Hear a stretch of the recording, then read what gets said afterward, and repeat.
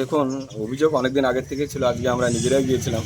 সত্যি যেটা দেখতে পেলাম যে প্রত্যেকটি খাসির দোকানে যারা খাসির মাংস বলে বিক্রি করছে সেখানে দেখছি ছাগলের মাংস বিক্রি হচ্ছে।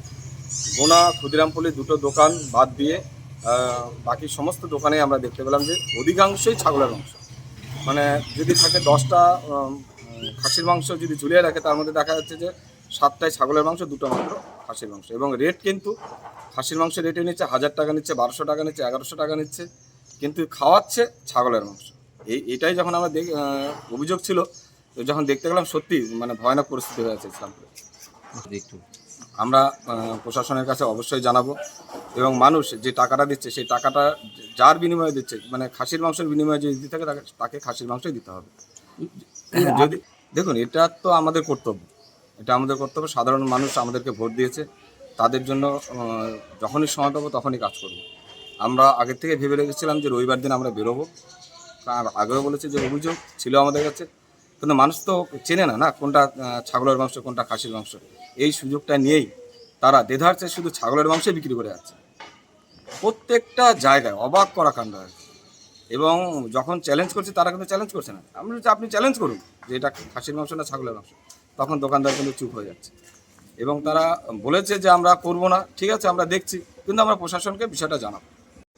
বিষয়টা দেখুন, আপনিও ইসলামপুর সাধারণ নাগরিক, আমিও সাধারণ নাগরিক।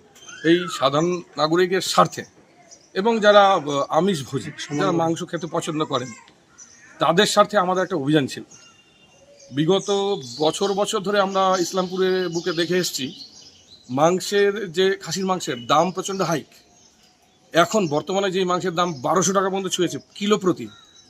সেই 1200 টাকা দামের মাংস দিতে গিয়ে প্রত্যেকটা দোকানদার প্রত্যেকটা কাস্টমারকে প্রতিদিন ঠকাচ্ছে, প্রতারণা করছে।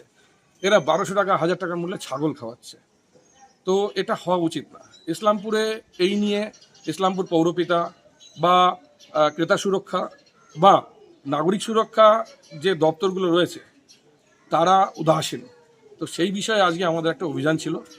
আমরা ইসলামপুরের বিভিন্ন প্রান্তের বিভিন্ন জায়গার আমরা খাসির মাংসের দোকানগুলোতে গেছিলাম। তাদের প্রত্যেকটা দোকানে আমরা ছাগলের মাংস পেয়েছি, এবং র্যান্ডাম তারা ছাগলই কেটে যাচ্ছে সেই বিষয়ে তাদেরকে আমরা সচেতন করেছি। এবং সেখানে দাঁড়িয়ে থাকা প্রচুর যে ক্রেতা ছিল তাদেরকে আমরা সচেতন করেছি। এমনকি এমনও কিছু জায়গায় আমাদের হয়েছে যে অলরেডি যাকে ছাগলের মাংস দিয়ে দেওয়া হয়েছে, আমরা সেই দোকানদারকে আমরা অনুরোধ করেছি যে আপনি মাংসটা ফেরত নিন, আপনি টাকাটা তাকে ফেরত দিন। কেন এইভাবে করে প্রতিনিয়ত মানুষকে ঠকানো এটা ঠিক না।